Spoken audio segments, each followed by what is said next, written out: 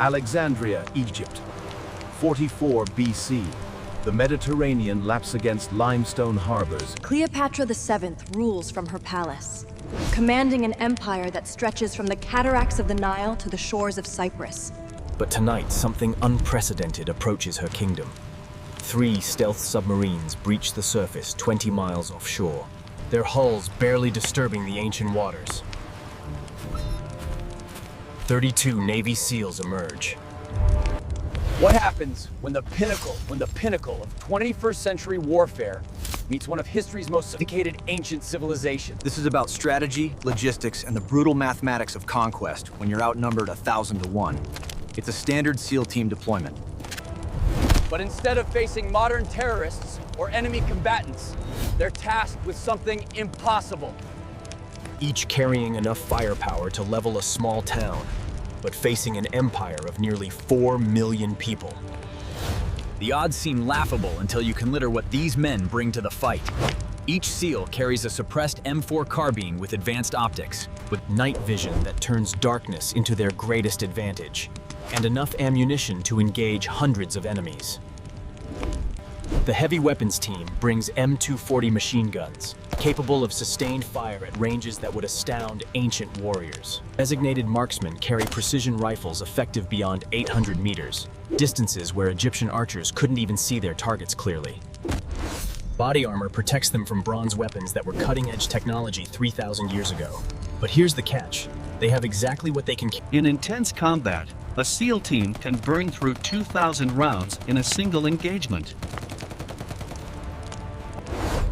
Their entire ammunition supply might last 3 or 4 major battles before running critically low. Night vision batteries give... The Ptolemaic military includes heavily armored infantry fighting in phalanx formations. Beyond the professional military, Egypt can call upon hundreds of thousands of militia, farmers, and conscripts. Alexandria itself presents unique challenges. Unlike Sparta's scattered villages, this is a massive urban center, with over 500,000 inhabitants. The palace complex sprawls across the royal quarter, protected by walls, gates, and hundreds of guards. The city's layout includes narrow streets, perfect for ambushes, but also broad avenues where defenders can mass quickly. The harbor fortifications include catapults and ballistae that could threaten even modern vessels. So how do 32 men even attempt this impossible mission? The answer lies in leveraging their greatest advantage, the element of complete technological superiority, combined with surgical precision. The operation begins at night, naturally. Their night vision allows them to navigate between patrol boats and harbor defenses. Visible to ancient eyes. The first objective isn't conquest, but intelligence. Drones, silent and invisible to ancient observers, scout the palace complex and surrounding areas. The SEALs need to understand exactly where power centers lie before making any aggressive moves. Here's where it gets interesting.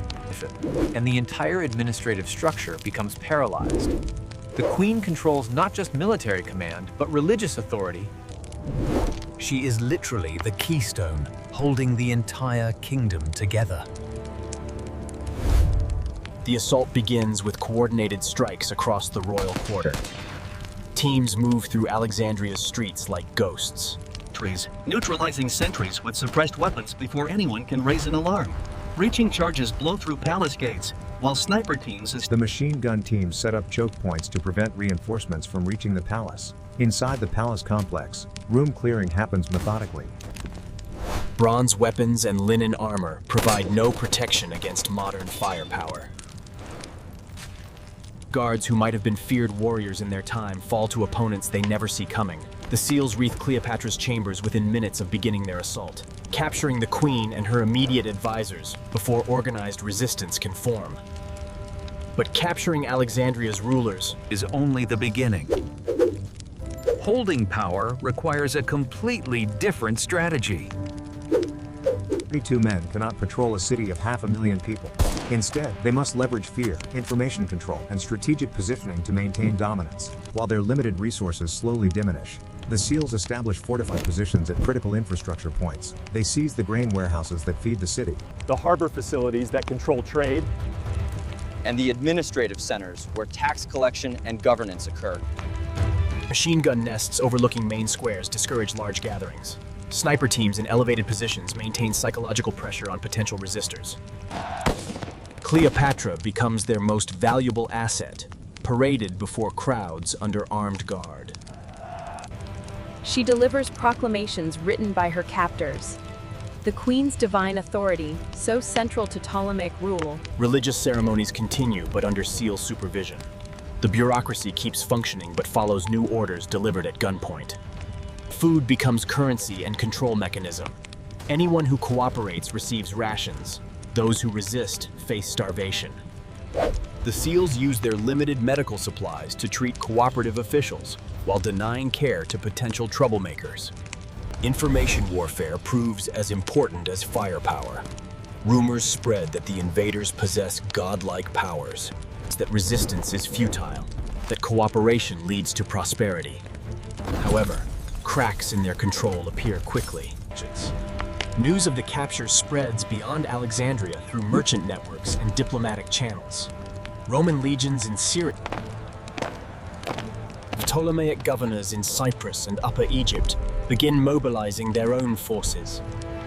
Most critically, the professional military units stationed throughout the kingdom start marching toward the capital. Small groups of soldiers infiltrate Alexandria to scout SEAL positions and test their responses. Each engagement costs precious ammunition and reveals tactical information to increasingly organized enemies. As people realize the invaders bleed and die like anyone else, the mathematics become brutal. Each SEAL might face odds of 500 to 1 or higher. Even with their technical advantages, sustained combat burns through resources faster than victories accumulate. A single wounded operator reduces combat effectiveness significantly. Equipment failures in the desert climate create cascading problems. Egyptian forces adapt faster than expected. After losing men to sniper fire, they begin using shields and covered approaches. When machine gun nests prove deadly, they coordinate attacks from multiple directions to overwhelm single positions. Some commanders start using human shields, forcing moral dilemmas that complicate SEAL rules of engagement. Ammunition supplies drop to critical levels. Several SEALs are wounded, reducing effective strength. Egyptian forces mass outside the city in numbers that make defense impossible. The Royal Navy blockades the harbor, cutting off any escape route. Food and water become scarce as supply lines completely break down. Two scenarios emerge from this point.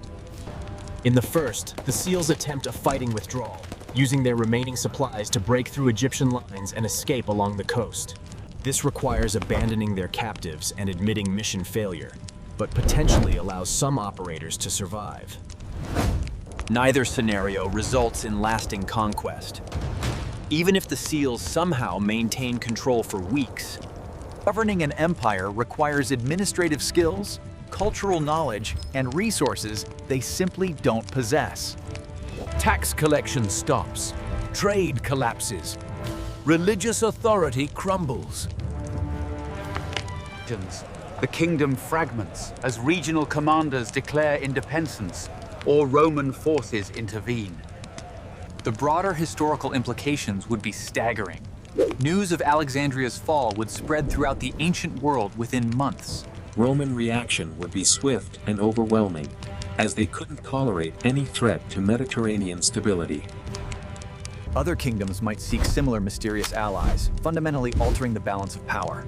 Yet perhaps the most profound impact would be technological. Captured weapons and equipment would puzzle ancient minds, but potentially inspire innovations. Egyptian craftsmen examining modern materials might develop new metallurgical techniques. Medical supplies could advance healing. But here's the reality check. Could 32 Navy SEALs actually conquer Ptolemaic Egypt? For a brief moment, with perfect execution and maximum luck, they might seize control of Alexandria and capture its rulers. The shock value alone could freeze opposition for days. However, holding an empire requires capabilities no military unit possesses alone. regardless of technological superiority. They cannot collect taxes, maintain infrastructure, or command armies in distant provinces. The ancient world would eventually adapt and overcome even seemingly impossible technological advantages through numbers, persistence, and ingenuity. History shows that temporary military superiority rarely translates to permanent political control without comprehensive planning and adequate resources. So while 32 Navy SEALs might briefly terrorize Alexandria and capture its queen, actually conquering and holding the Ptolemaic kingdom remains beyond their capabilities, regardless of their advanced training and equipment. Sometimes the most interesting question isn't whether something is possible, but what happens when unstoppable force meets immovable object. And both discover their limitations.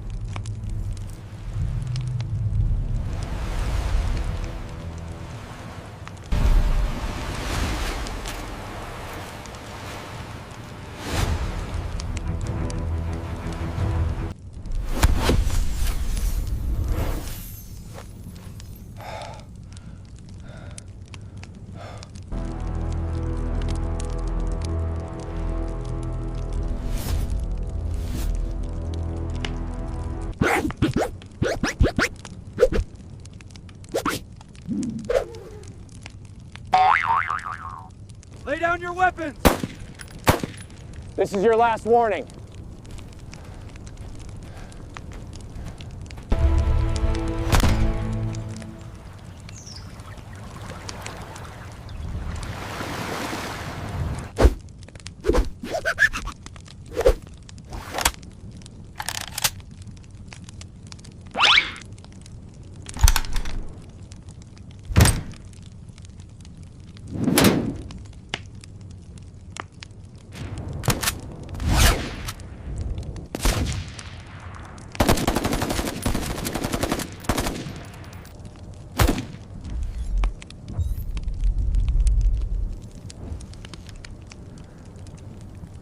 Công nghệ hiện đại 3.000 năm trước.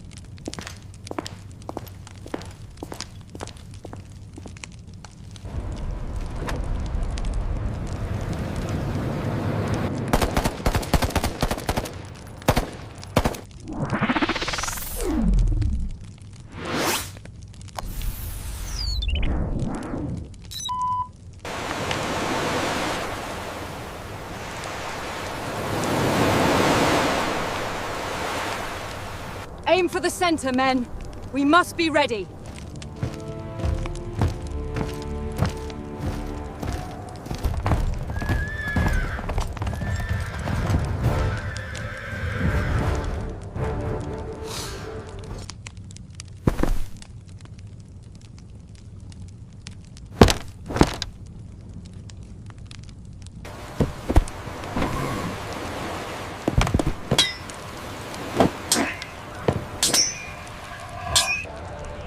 Are you storming?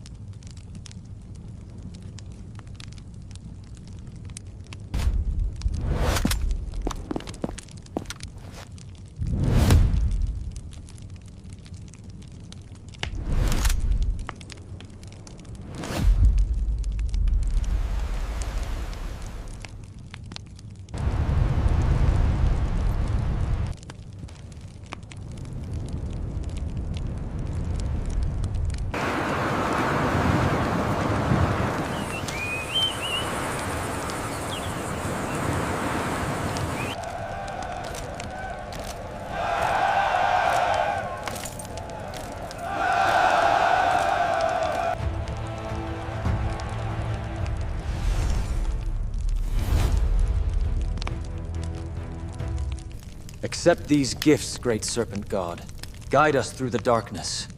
In your name, we offer this tribute.